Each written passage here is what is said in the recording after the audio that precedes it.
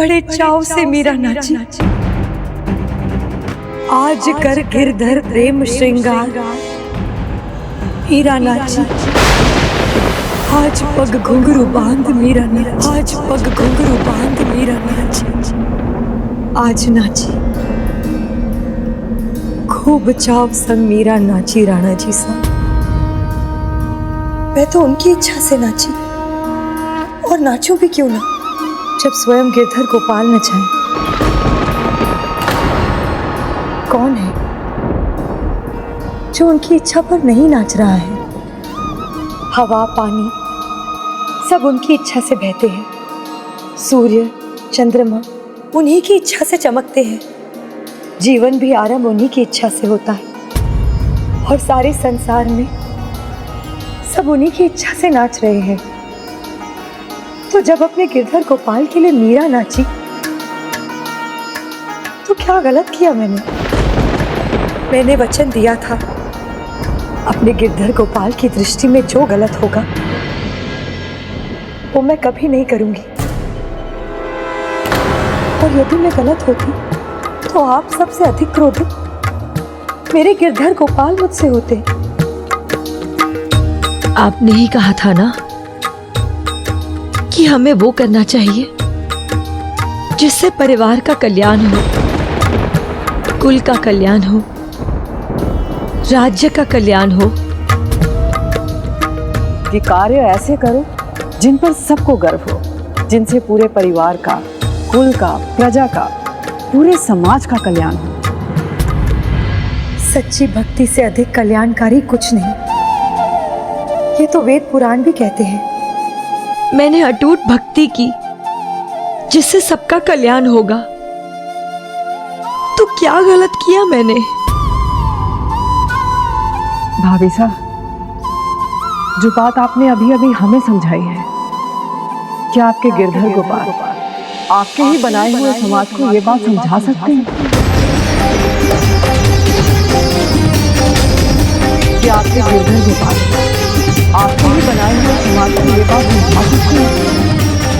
यदि इसका उत्तर हाँ है भाभी साहब, तो हम इसी पर आपके साथ गिरधर गोपाल की सेविका बनने के लिए तैयार हैं।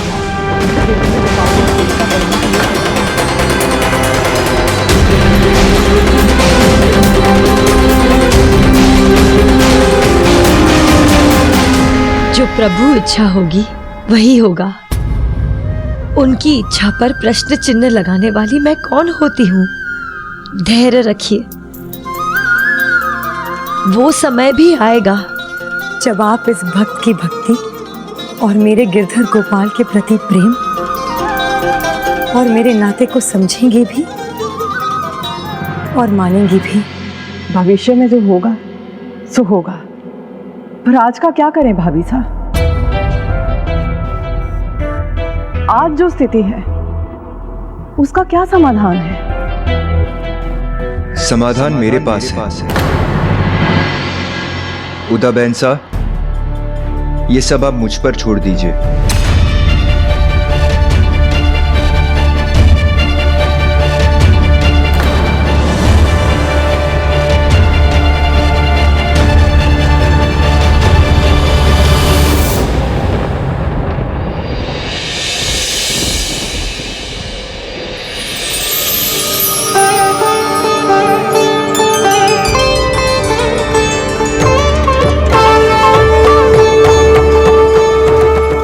राणा जी साहब, आप तो राजकुमार हैं, ये सब आपका काम नहीं है। प्रभु के सामने कोई भेदभाव नहीं, ना कोई राजा ना प्रजा। इनकी सेवा का अधिकार सभी को है, लेकिन उनको नहीं जिसने भरी सभा में प्रभु भक्त पर सवाल उठाया हो।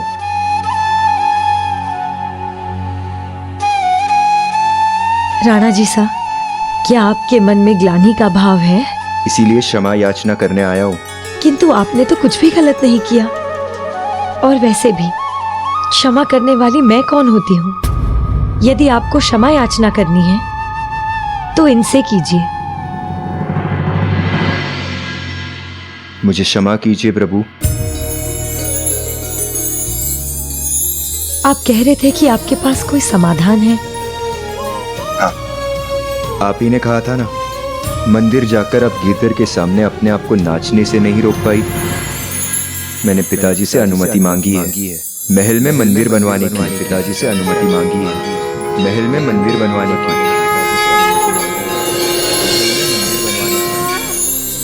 मंदिर बनाने भर से समाधान नहीं मिलेगा राणा जी साहब। केवल मंदिर जाने से ना ही कोई भक्त बनता है और ना ही उसे भगवान मिलते हैं। और वैसे भी मंदिर में भी मेरे वही गिरधर गोपाल होंगे जो यहाँ मेरे सामने हैं। और प्रभु दर्शन का सुख तो मुझे यहाँ भी मिल रहा है। मैं तो मंदिर गई थी साधु संतों की संगत के लिए। साधु संतों की संगत? हाँ राणा जी साहब, मेरे सद्गुरु ने मुझसे यही कहा था।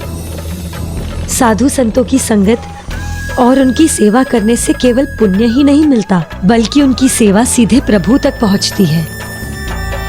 उनकी सेवा करके ही मुझे मेरे गिरधर गोपाल के साक्षात दर्शन हुए थे, और अब उनकी सेवा करने से मेरे गिरधर गोपाल मुझे दर्शन ही नहीं, अपने साथ स्वयं लेने आएंगे। अपने साथ स्वयं लेने आएंगे।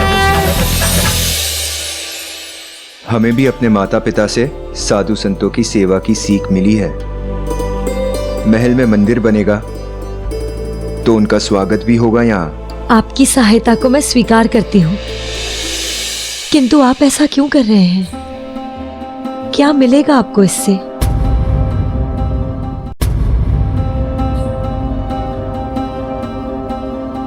अच्छा, मैं आपसे एक निवेदन करना चाहती हूँ।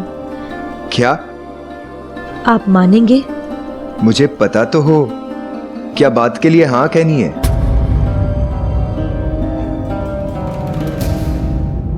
मैं चाहती हूँ कि आप दूसरा विवाह कर अपनी नई जिंदगी आरंभ करें। बस मीराबाई साहब, ये आप क्या कह रही है? वही राणा जी साहब जो आपके लिए अच्छा रहेगा। नहीं मीराबाई साहब, भगवान ने आपका साथ देकर मुझे सत्कर्म करने का मौका दिया है। भला मेरे लिए इससे अच्छा क्या हो सकता है? पर इस सब से क्या पाएंगे आप? भक्तों की सेवा का फल। आपकी भक्ति में साथ देकर मैं गिरधर गोपाल के और निकट आ जाऊं, प्रभु के साथ अलौकिक बंधन में बन जाऊं। मैं ये चाहता हूं। और आप मुझे लौकिक बंधन में बंधा देखना चाहती है? ऐसा सुझाव मत दीजिए। अगर बताना है तो ये बताइए, मैं लोक लाज छोड़कर आपके समान भक्ति भाव में कैसे डूब सकूं? मैं तो केवल आपको इतना ही सिखा सकती हूँ जितना मुझे मेरे सद्गुरु ने सिखाया था। भक्ति बाहरी नहीं, आंतरिक होनी चाहिए। मन के भीतर भक्ति का बीज बोकर उसे श्रद्धा और आस्था के जल से जितना सींचेंगे, उतना ही हम प्रभु के निकट हो पाएंगे। प्रभु को निरंतर पाने की इच्छा को अपने मन में लौ की तरह जलाकर रखना चाहिए। बस मैं वही करती हूँ, सदा अपने प्रभु की भक्ति में ही खोई रहती हूँ। किंतु उनके किस रूप में खोकर मैं उन्हें पाऊं? भगवान को जैसा आप देखते हैं, साकार रूप में या निराकार रूप में, उसी रूप में आप उनकी भक्ति भी कर सकते हैं। प्रभु तो सहगुण और निर्गुण दोनों रूप में मौजूद हैं। सगुण और निर्गुण अर्थात? सगुण भक्ति जैसे मेरी भक्ति, मैंने गिरधर गोपाल के इस रूप को ही अपना भगवान माना है, इसी में इनकी भक्ति की। पर मैं जानती भी हूं और मानती भी कि मेरे गिरधर गोपाल तो केवल ब्रह्मांड में ही नहीं, मेरे हृदय के, मेरे कण कण में है।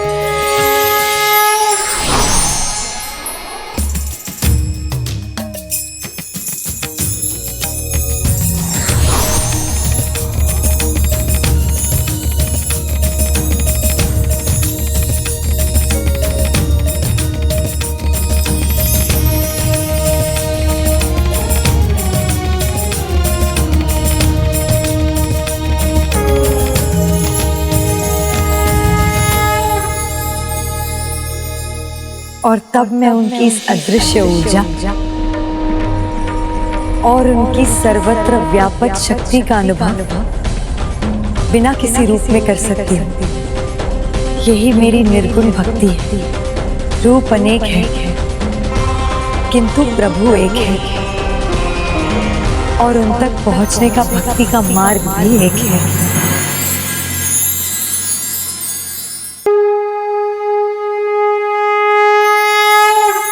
यह भी मुझे मेरे साधु संतों ने ही सिखाया था। जो प्रभु निराकार है वही निराकार परमात्मा है।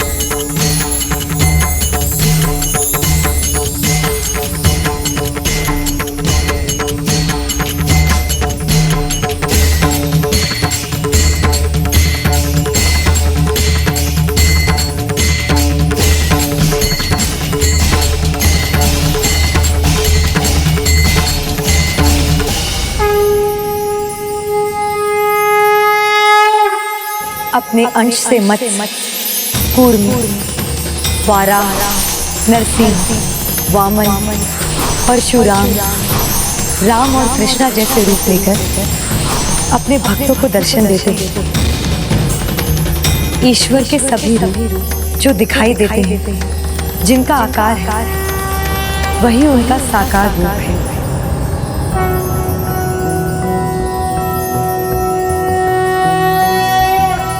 शान्ताकारं भुजगशयनं पद्मनाभं सुरेशं विश्वाकारं गगनसदृशं मेघवर्णं शुभांगं लक्ष्मीकान्तं कमलनयनं योगिहृदध्यानगम्यं वन्दे विष्णुं भवभयहरं सर्वलोकैकनाथम्।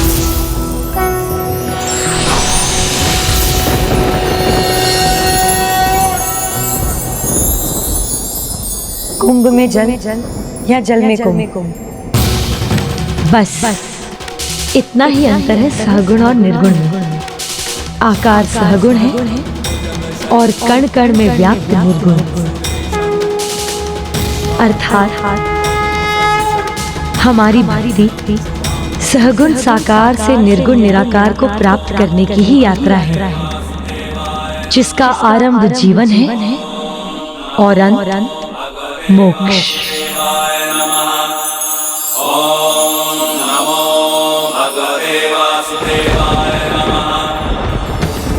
ये क्या कर रहे हैं आप राणा जी साहब? उठिए। मुझे सच्ची भक्ति का पाठ सिखाने वाली आप मेरी गुरु। मैं अपनी गुरु को प्रणाम करता हूँ। संसार की नजरों में हमारा ब्याह हुआ। आप मेरी पत्नी है, पर मेरी आंखों में आज से आप मेरी गुरु हैं। अपने इस शिष्य का प्रणाम स्वीकार कीजिए। हे महान भक्त मीराबाई साहब।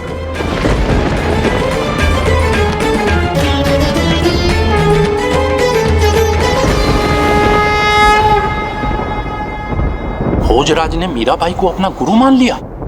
आश्चर्य। प्रेरकः सूचकश्वैव वाचको दर्शकस्तथा शिक्षको बोधकश्चैव षडेते गुरुवः स्मृताः। अर्थात प्रेरणा देने वाले, सत्य बताकर सद्मार्ग दिखाने वाले गुरु के ही समान होते हैं।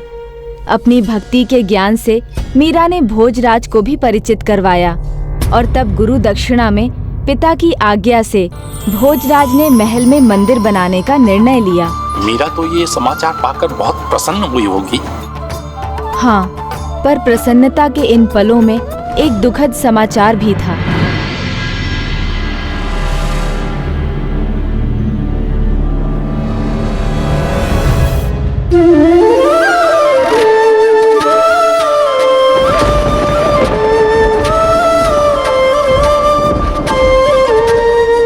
प्रभु आज ये क्या हो रहा है? मेरे मन में कोई शब्द आ रहे हैं और ना ही मेरे हाथ चल रहे हैं और ये कागज भी उड़ रहे हैं। क्या ये आपका कोई संदेश है? क्या कोई बात है जो आप मुझसे कहना चाहते हैं? मीराबाई साहब, मीराबाई साहब, पिताजी ने मंदिर निर्माण की अनुमति दे दी है। मैं कल ही काम शुरू करवा दूंगा। ये तो बहुत अच्छी बात है। अब मैं यहाँ सारे आने वाले साधु संतों की सेवा कर सकूंगी। जी, उनके आशीर्वाद से आप अपने गिद्दर गोपाल के और निकट आ पाएगी।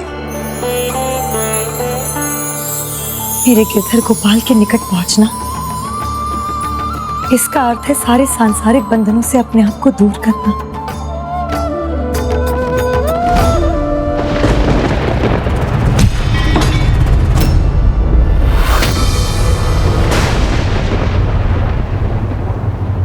स्याही गिरी है,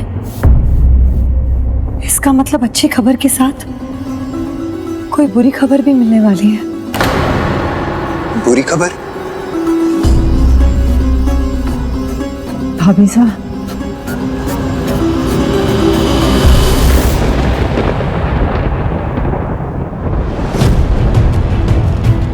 आप मेरे पियर से आए हैं ना? खबर अच्छी नहीं है भाभी साहब।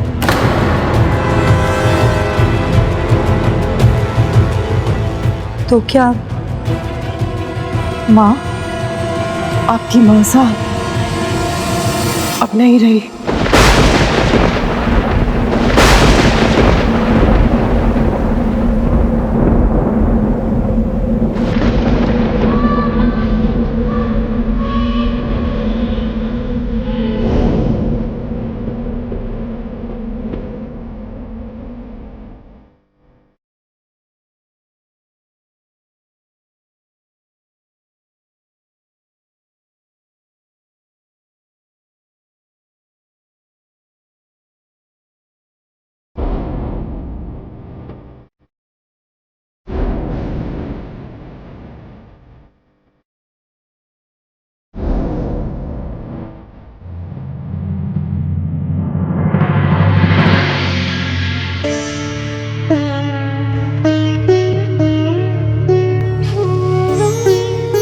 अब वो गिरधर गोपाल के साथ है,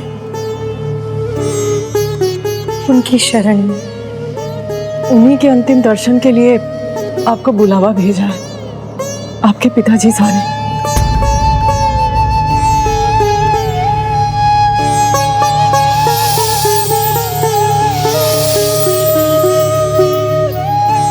अंतिम दर्शन तो मैं पा चुकी हूं, और जब पंछी उड़ चुका है तो खाली बसेरा देखने में क्यों जाऊं? मैं नहीं जाऊंगी।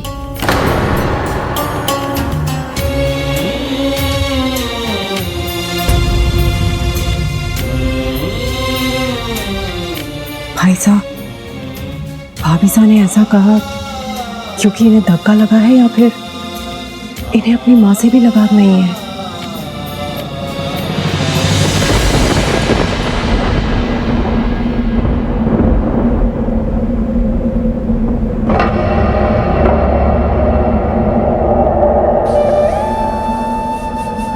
पहले दादा सा, अब माँ सा, एक एक करके मुझे सारे सांसारिक बंधनों से मुक्त कर रहे हैं आप प्रभु। तो क्या अब हमारे मिलन का समय निकट आ रहा है?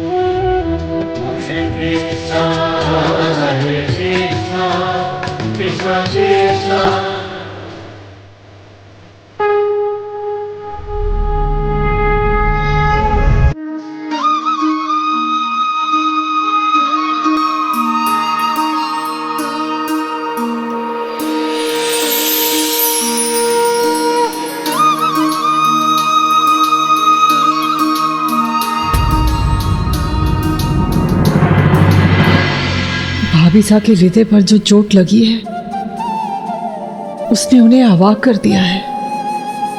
मीरा,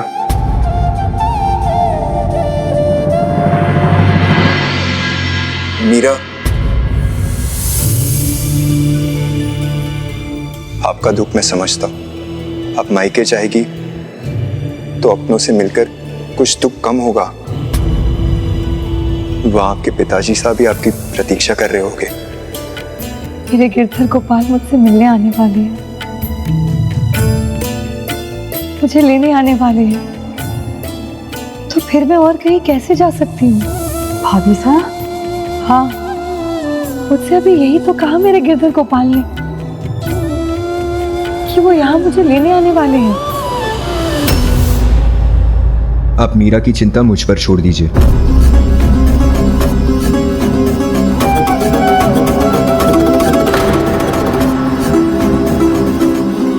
भाई साहब, इनका क्या करें? अगर भाभी साहब नहीं जा रही है तो इनके मायके क्या संदेश भिजवाएं? ये भी अब मेरी चिंता है।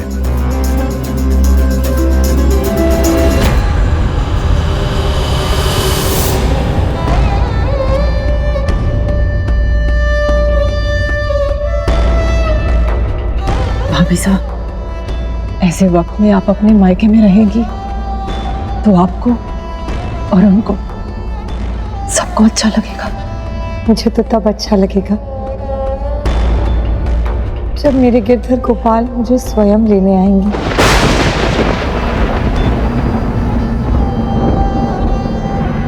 क्षमा कीजिए, मीरा बाईसा नहीं आ सकेगी।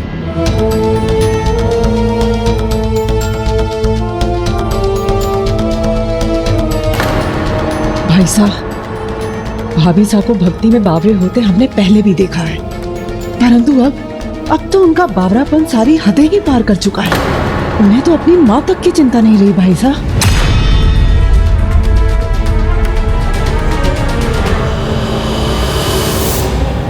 बावलापन नहीं, ये तो मीरा का अपने भगवान से लगन है। वो भक्ति में जितना गहरा उतरेगी, संसार से उसके सारे नाते बंधन टूटते जाएंगे। बस अपने गिरधर से प्रेम रह जाएगा। प्रभु मेरी माँ पर कृपा करे, उन्हें मोक्ष दे और अपनी शरण में ले लीजिए।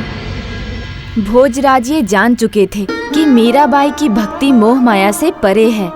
गिरधर गोपाल से उनका संबंध जीवन और श्वास के समान था। इसलिए भोजराज ने अब मंदिर के निर्माण में कोई देर नहीं की।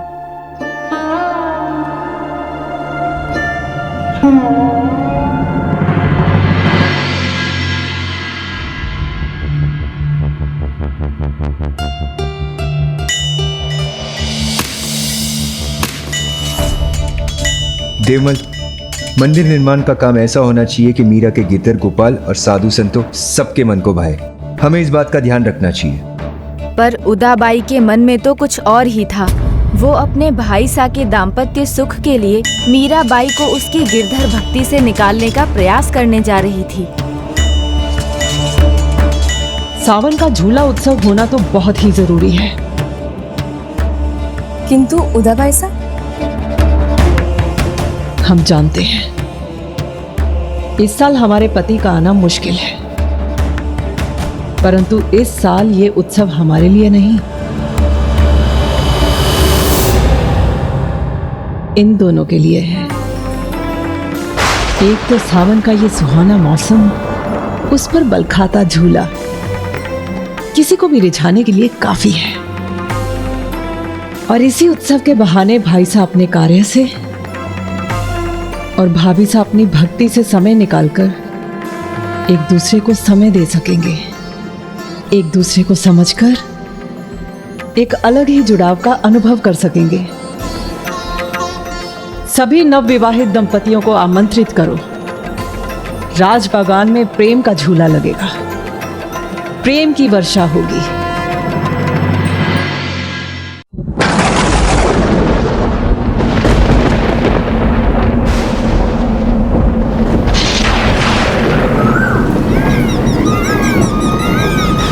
मयूर, पपीहा, कोयल, दादुर, ये सबके स्वर सुनाई दे रहे हैं। कहीं ये मेरे प्रभु का कोई संकेत तो नहीं? नहीं रानी सा, आप पहले बुखार में तप रही थी, तो इस बारिश में बाहर क्यों है? सावन में मोर को, पपीहे को, कोयल को, दादुर को, कहीं इनमें से कोई मेरे प्रभु का संदेश लाया हो। फिर कोई संदेश मिला आपको? लगता है मेरे गिरधर अभी तक कोई संदेश नहीं भेजा है। यदि भेजा होता तो मैं अब तक समझ गई होती।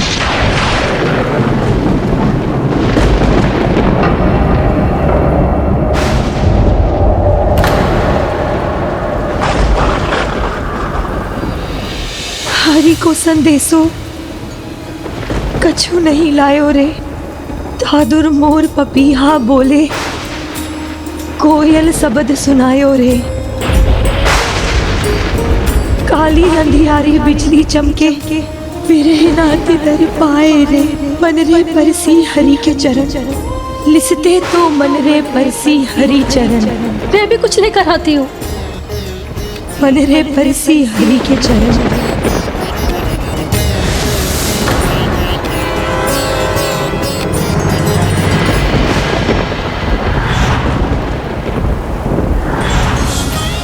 ये वृक्ष तो वैसा ही है जिसका संकेत प्रभु ने दिया था, बस केवल झूला नहीं है।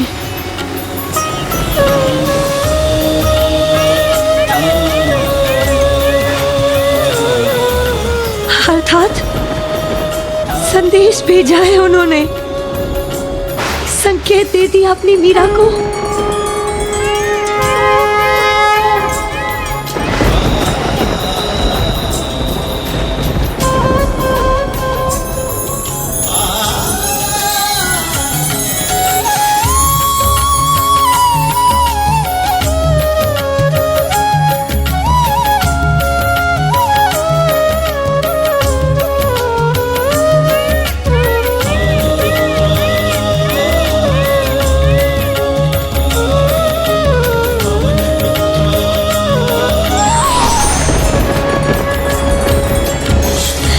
मेरे प्रभु,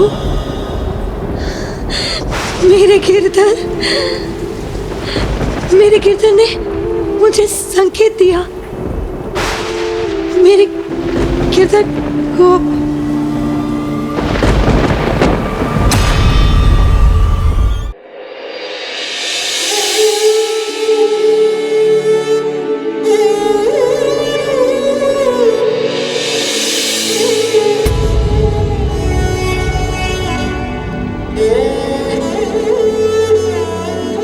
अब बुखार कम तो है, पर बारिश में इन्हें बाहर नहीं जाना चाहिए था। मैंने तो उन्हें मना किया था, पर ये बोली कि इन्हें गिरधर गोपाल के संदेश की प्रतीक्षा है।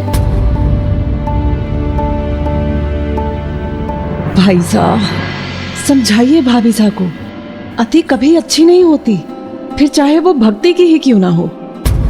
अपने प्रभु प्रेम में हास्य का पात्र बनती जा रही हैं भाभी साहब। कुछ कीजिए भाई साहब। मैं समझाऊं अपनी गुरु को? और क्या समझाऊं, जब मुझे विश्वास है ये इनकी अनोखी भक्ति ही है। अब सावन झूला उत्सव का क्या होगा? सावन का झूला? सावन झूला उत्सव में मीरा भाग नहीं ले सकती। हमें उस उत्सव को रद्द कर देना चाहिए।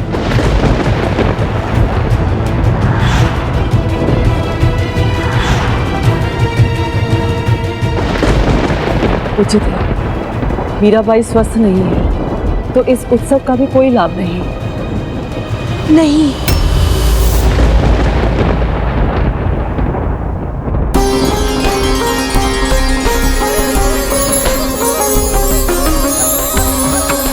झूला उत्सव होने दीजिए, रोकिए मत उसे। नहीं, उसकी कोई जरूरत नहीं। आप स्वस्थ नहीं हैं भाभी साहब। भाभी साहब, संभल कर, आराम से। नहीं उदा भाई साहब, मैं अपने आप को इतने सुंदर उत्सव से वंचित नहीं रखना चाहती। इसे रद्द मत कीजिए। किंतु मीराबाई साहब, आप एक दिन से ज्यादा बेहोश थी। क्या? इसका मतलब है मेरे गिरधर गोपाल इतने समय से अकेले हैं। उन्होंने कुछ खाया भी नहीं होगा। नहीं। रानी साहब, आपने जो कहा मैंने सब कर दिया। क्या कहा था? आप बेहोश थे और बेहोश में भी कुछ बड़बड़ाकर बता रहे थे। फिर भी मेरे गिरधर गोपाल ने इतने समय से मुझे देखा नहीं। मुझे उनके पास जाना होगा।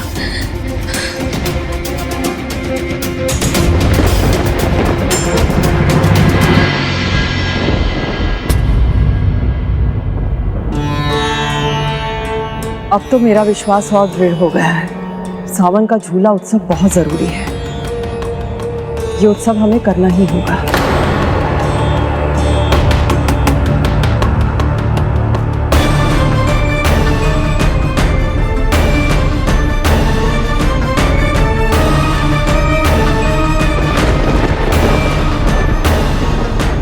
सावन का झूला, इसमें तो सभी के सामने अपने पति का नाम लिया जाता है, किंतु मीराबाई तो गिरधर गोपाल को अपना पति मानती है।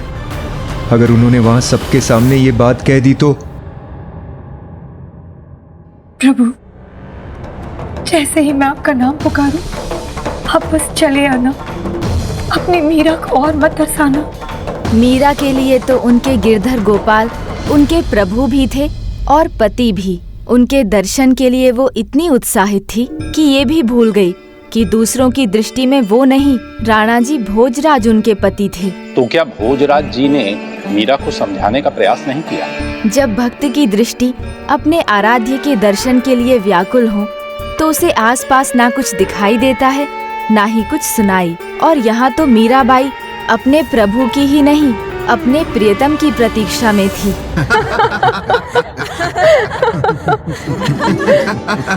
सावन के झूला उत्सव का इंतजार तो हमें पूरे साल ही रहता है। इस साल भी बहुत आनंद आएगा।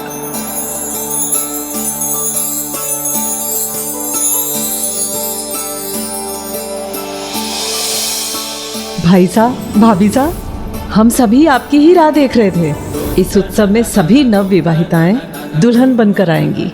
ये देखिए।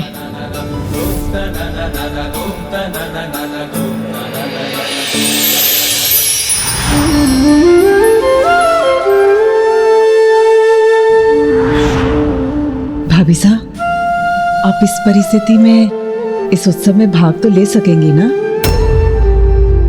हाँ उदाबाई साहब, इस उत्सव का नाम सुनते मेरे भीतर एक नई ऊर्जा का संचार हुआ है। ये उत्सव तो सच में बहुत ही अद्भुत है भाभी साहब। इससे पति पत्नी के बीच में प्रेम बढ़ता है, उनकी आयु लंबी होती है, जीवन में खुशहाली आती है। इसीलिए इस रस्म का बड़ा ही महत्व है। और भाभी साहब, इसे करने से आनंद भी बहुत मिलता है। मुझे पता है मैं आपके लिए क्या पहनूंगी।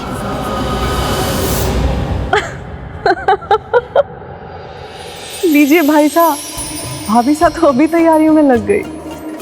मुझे लगता है इस उत्सव से आप दोनों पति पत्नी के रूप में और निकट आ सकेंगे। वैसे ये उत्सव कहाँ होगा? आपको नहीं पता? हमारा संबंध तो गुरु और शिष्य का है, ये सच है, पर इसे सभी के सामने नहीं आना चाहिए। मुझे मीरा को इस उत्सव में भाग लेने से रोकना होगा।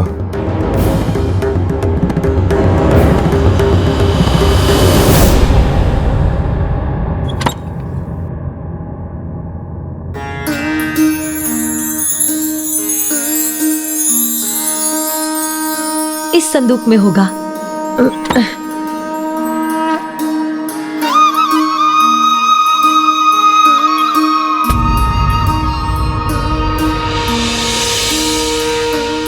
मीरा भाई साहब,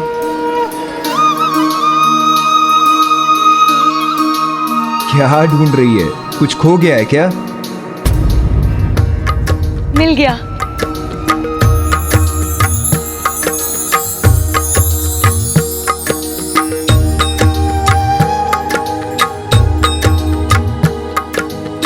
उत्सव के लिए बड़ी उत्साहित है आप, पर हमें उसमें भाग नहीं लेना चाहिए।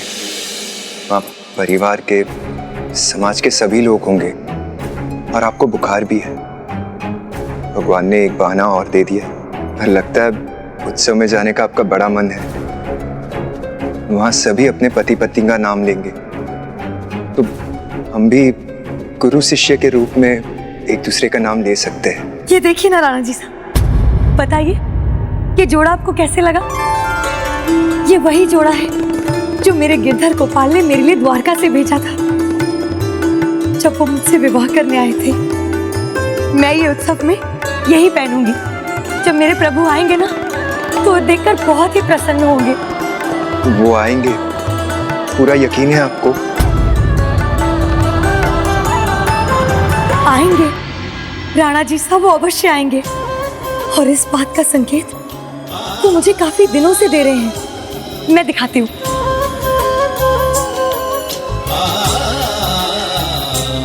ये देखिए,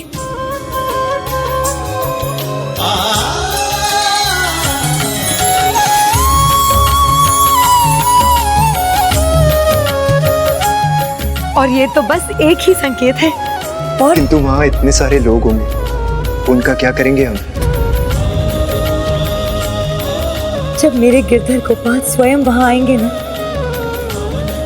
तो ये सारी चिंताओं का कोई अर्थ नहीं होगा। और मैंने जो कहा वही करेंगे ना हम, एक दूसरे का नाम लेंगे ना।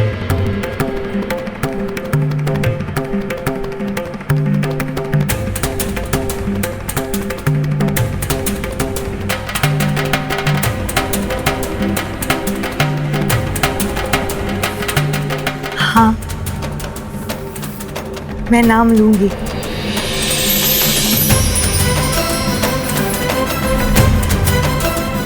मैं प्रभु का नाम लूंगी और वो मेरे सामने होंगे। मीराबाई ने सभी के सामने मेरा नाम लिया, तब कुछ नहीं होगा।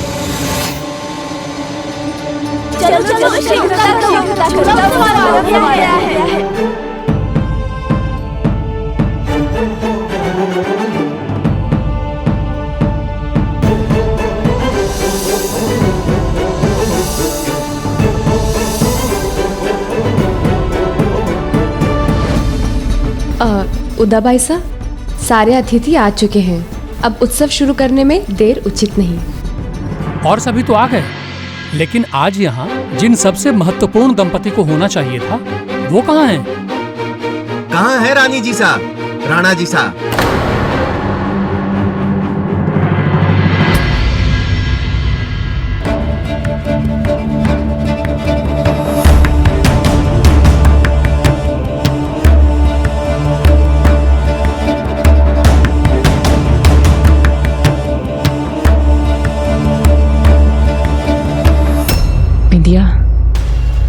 जी भाई साहब। भाई साहब तो आ गए, भाभी साहब कहाँ रह गई? वो तो इस उत्सव के लिए काफी खुश थी और सबसे पहले तैयार भी हो चुकी थी। तो फिर कहाँ रह गई हो? चंपा जी, तुम्हें पता है? किंतु मैं ढूंढ कर लाती हूँ, देखती हूँ कहाँ पर है वो। विद्या जी, तुम भी जाओ, सभी सेविकाओं को कहो भाभी साहब को जल्दी ढूंढ कर लाएं। उनकी वजह से हमारे परिवार का अपमान हो, ये मैं नहीं चाहती। जाओ। जल्दी ढूंढ के लाओ। जी।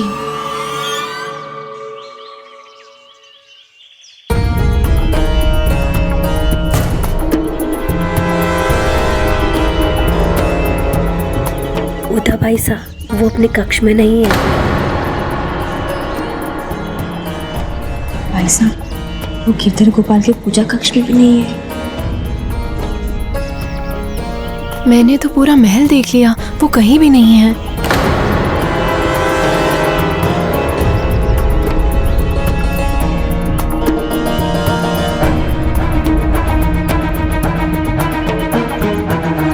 भाई साहब,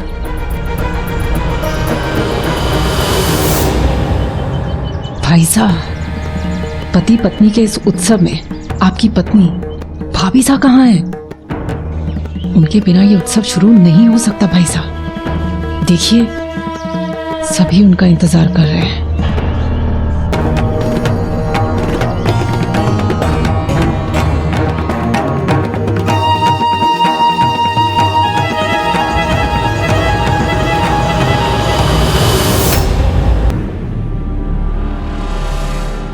भाई साहब, पति पत्नी के इस उत्सव में आपकी पत्नी भाभी साहब कहाँ है?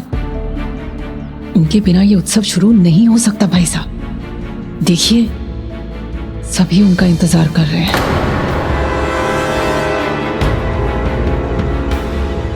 उदाबाई सा, वो रही रानी सा।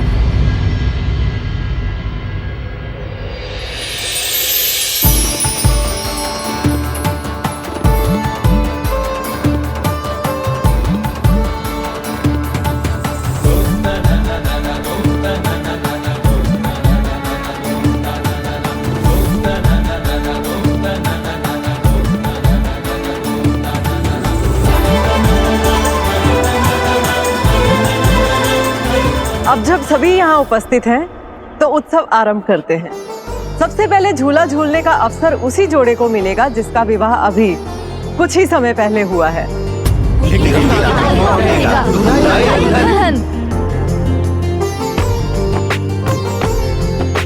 आइए कुंवर देवमल सा। आओ लता।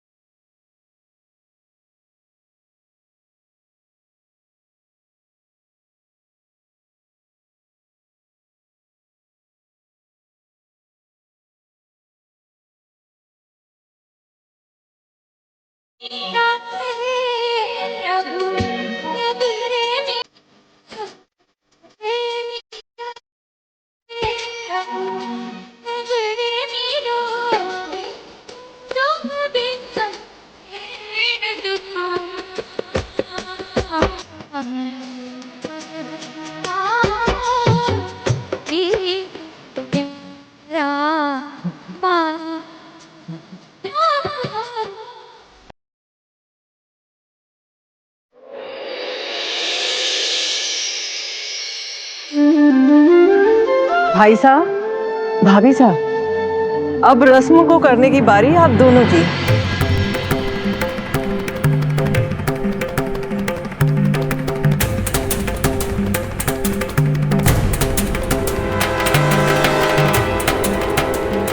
लगता है यहाँ तो मेरे भाई सा ही आगे रहेंगे।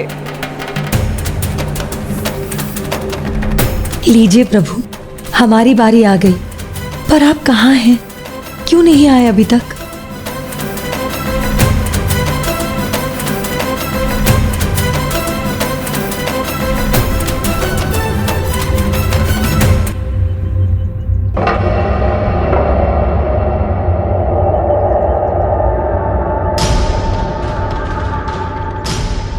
राणा जी साहब, आप बच नहीं सकते। आपको अपनी पत्नी का नाम लेना ही होगा। लजाइए मत मित्र, आज तो सबके सामने नाम लेने की छूट है। हाँ हाँ, नाम लीजिए, नाम लीजिए, नाम लीजिए राणा जी, नाम लीजिए राणा जी, नाम लीजिए, नाम लीजिए राणा जी, लीजिए लीजिए, नाम लीजिए। मेरी गुरु, मेरी मार्गदर्शक, मैं आपको नाम से बुलाने जा रहा हूं। मीराबाई। रानी साहब नहीं जा रही। हाँ हाँ, क्यों नहीं बढ़ रही आगे? झूले पर क्यों नहीं जा रही? मीराबाई। भाभी साहब, भाई साहब आपका नाम पुकार रहे हैं, जाइए।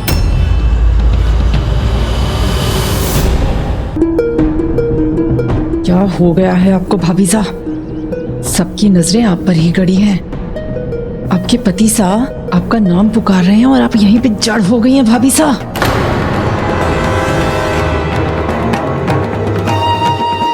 भाई साहब, अभी आपको अपना भाग्य जगाने के लिए थोड़ा और प्रयास करना होगा। मीराबाई।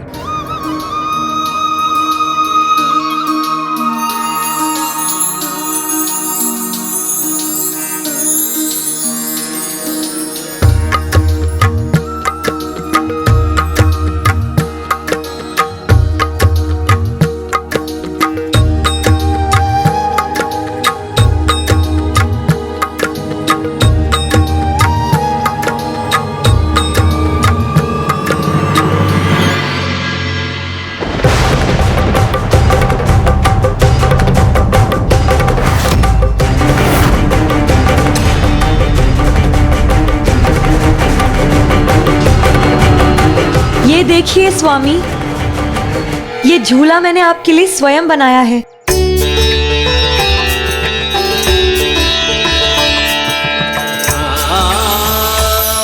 ओह, मैं तो इसकी कल्पना भी नहीं कर सकती थी। भाभी सा ने भाई सा के लिए एक अलग खास झूला बनाया है।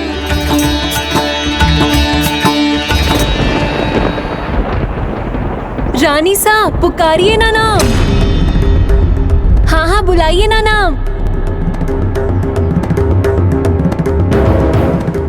भाभी साहब, लीजिए ना अपने स्वामी का नाम, बुला लीजिए इन्हें। पधारिए मेरे स्वामी, मेरे गिरधर गोपाल।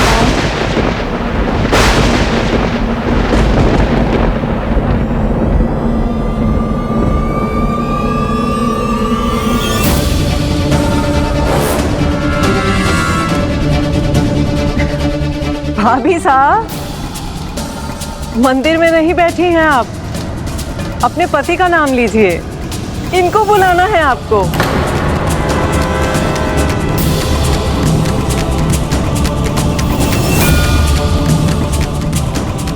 आ जाइए ना मेरे गिरधर गोपाल।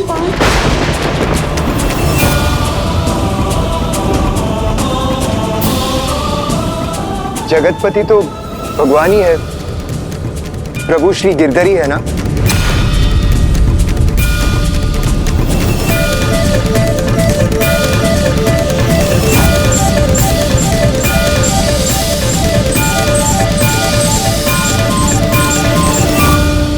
राणा जी, सबको बैठे बिठाए मुद्दा मिल गया है। इसकी चर्चा हर एक के जुबान से हो रही है।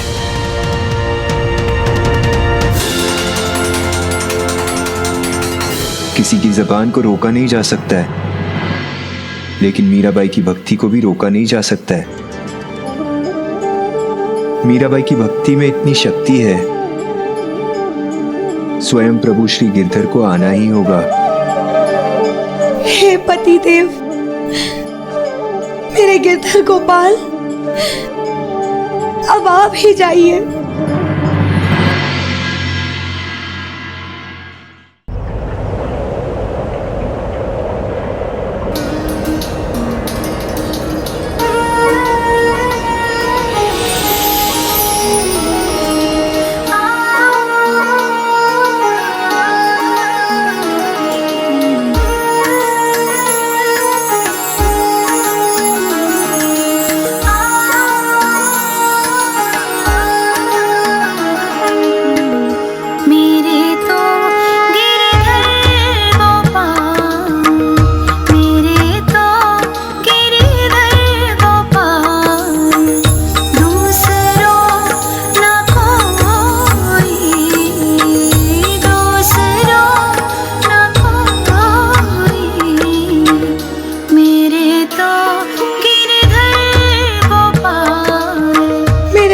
गोपाल,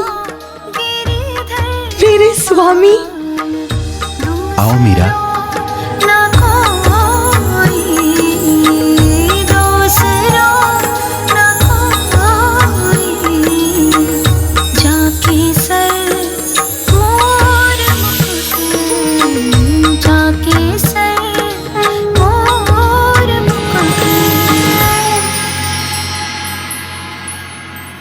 आपका आने को धन्यवाद प्रभु।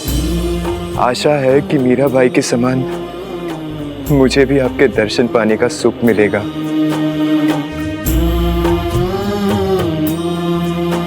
आज आपने साबित कर दिया प्रभु, आप अपने भक्तों के प्रेम और विश्वास का सदा मान रखते हैं।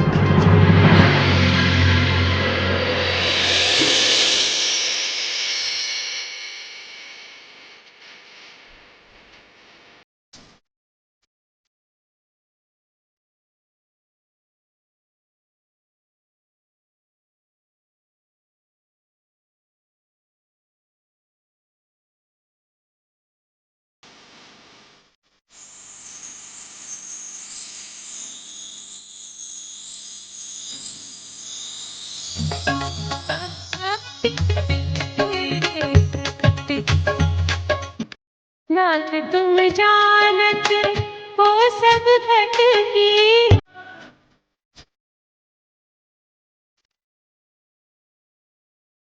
क्या आप मुझसे रूठे थे प्रभु? इतना समय क्यों लगा दिया आपने अपनी मीरा को दर्शन देने में?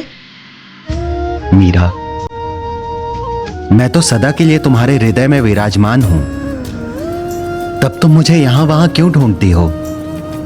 मैंने आपको अपने हृदय में बसाया है, शायद इसीलिए आप मुझे कभी कभी मिलते हैं, किंतु इस बार आप मुझे अपने साथ तो ले जाएंगे ना?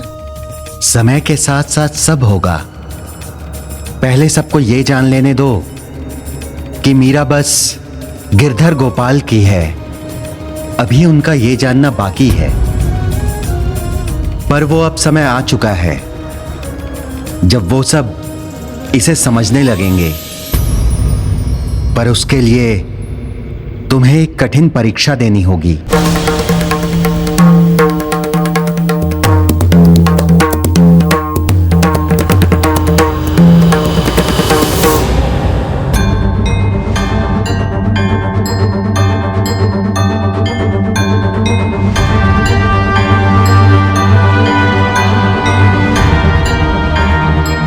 उदाबाई साहब, आपके लिए कुछ लाऊं मैं? मंदिर के उद्घाटन समारोह में आमंत्रित अतिथियों की सूची। किंतु जो कहा गया है वो किया जाए। हम कुछ ही समय में फिर मिलेंगे मीरा।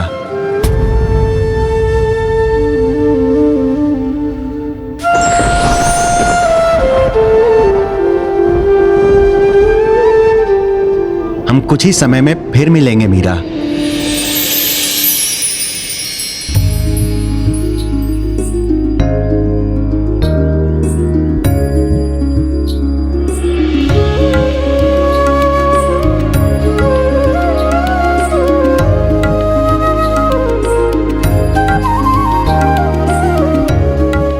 मीराबाई साहब, आपने जो सिखाया मैंने वही किया। खोया रहा प्रभु के ध्यान में, अपने आप को उनकी भक्ति में खोकर उनके प्रेम में अपने आप को समाने दिया। खोया रहा उनके विचारों में। पर तब भी जैसा अद्भुत अनुभव आपको हुआ है, मैं अभी भी उससे बहुत दूर हूं।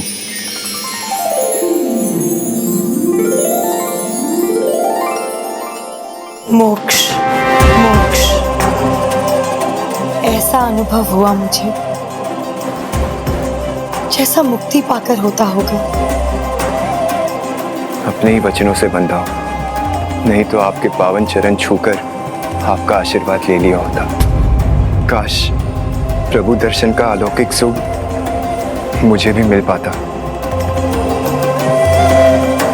प्रभु तो अपने सभी भक्तों की विनती सुनते हैं, आपकी भी सुनेंगे राणा जी साहब। और ऐसा जल्दी हो, इसके लिए हमें तन मन से साधु संतों की सेवा करनी चाहिए। मुझे याद है, इसीलिए मैंने मंदिर उद्घाटन और प्राण प्रतिष्ठा समारोह के लिए सभी साधु संतों को न्योता दिया है। भाई साहब, इस सूची में सबसे ऊपर कुलगुरु का नाम लिखा जाए। अब भाविसा की समस्या का समाधान कुलगुरु ही करेंगे। पति सामने हो और वो अकेली झूला झूले, ऐसा कहीं होता है भला? किंतु भाई साहब, कुलगुरु नियमों को लेकर बहुत कठोर है। कहीं उनके क्रोध से कुछ बुरा ना हो जाए। अब जो होगा सो देखा जाएगा बिंदिया। और वैसे भी जो जग हसाई आज राज परिवार की हुई है, उससे बुरा और क्या हो सकता है। कुलगुरु का नाम सबसे ऊपर लिखा जाए।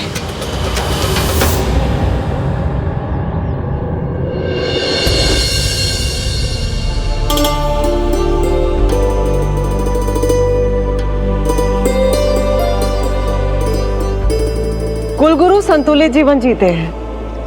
अनुशासन और संतुलन ही उनके मूल मंत्र हैं।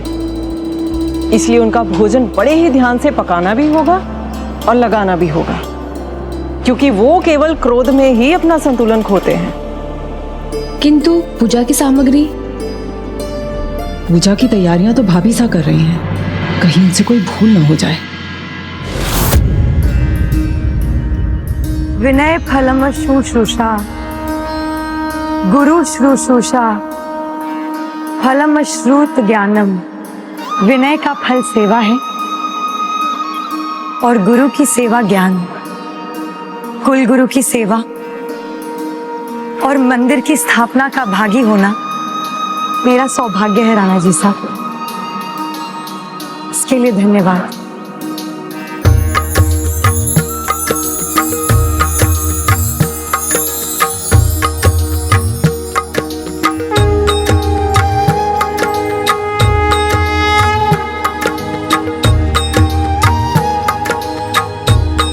मीराबाई साहब, आपको सावधान रहना होगा।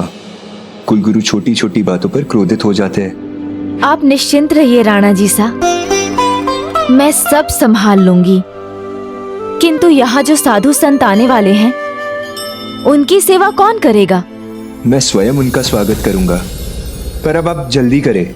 कुलगुरु द्वार तक पहुंच चुके हैं। शिराश्रित मुदकम क्षीरमेव भवति। जैसे जल दूध में मिलकर उसके गुण पा लेता है, वैसे ही सच्चे भक्त की संगति से प्रभु की प्रभुता का आभास होता है। वही हुआ था भोजराज के साथ। मीरा की भक्ति के प्रभाव में तो वो पहले से ही थे, पर अब वो पूर्ण रूप से भक्ति के मार्ग पर भी चल पड़े थे।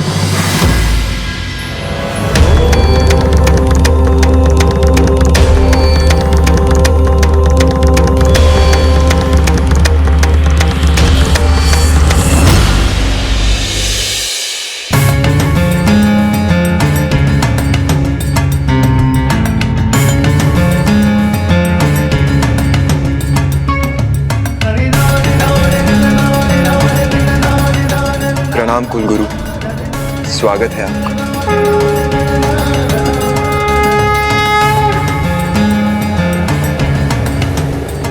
पधारिए गुरुदेव।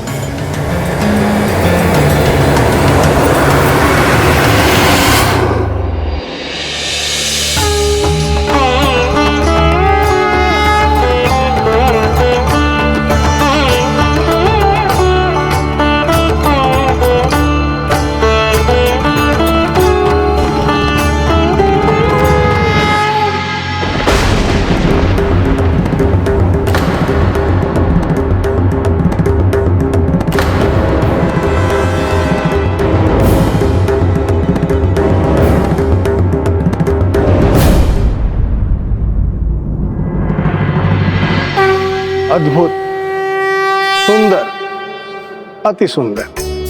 पूजा की ऐसी तैयारी भगवान का सच्चा भक्त ही कर सकता है कि ढूंढने से भी त्रुटियां नहीं मिलेंगी। मन प्रसन्न हुआ। मेरा आशीर्वाद है, भगवान तुम्हारी प्रार्थना सुनेंगे। तुम जो भी भगवान से चाहती हो वो तुम्हें अवश्य प्रदान करेंगे।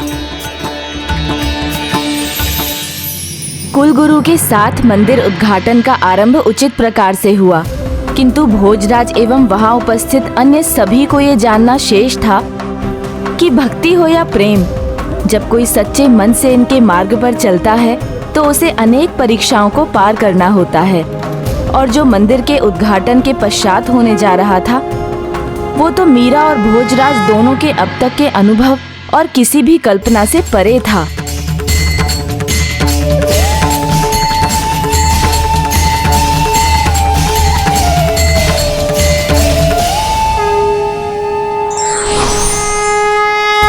ईश्वर तो उन भक्तों की भक्ति में बसते हैं जिनकी भक्ति संकट में भी अटूट रहती